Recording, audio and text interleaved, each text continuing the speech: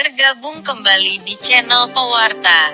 Kali ini kita wartakan alumni Akpol 93 Pesatgatra Polda Sulsel berbagi kasih kepada masyarakat terdampak COVID-19 di Makassar.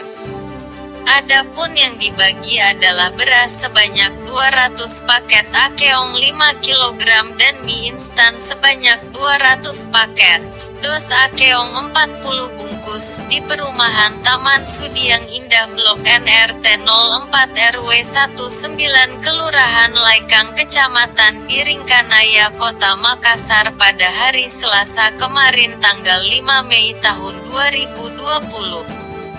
Turut berbagi tali asi dalam rombongan alumni Akpol 93 Pesatgatra Direktur Intelkam Polda Sulsel Kombes Pol Wisnu Urip Laksana, SIK, Direktur Krimsus Polda Sulsel Kombes Pol Agustinus B.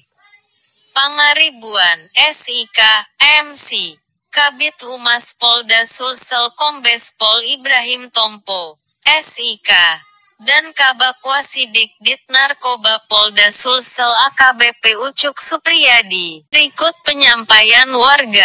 Kami warga Kota Makassar mengucapkan terima kasih kepada alumni Akpol 93 dan JNPG Polda Sulsel atas bantuan paket sembako. Semoga alumni Akpol 93 sukses selalu. Amin.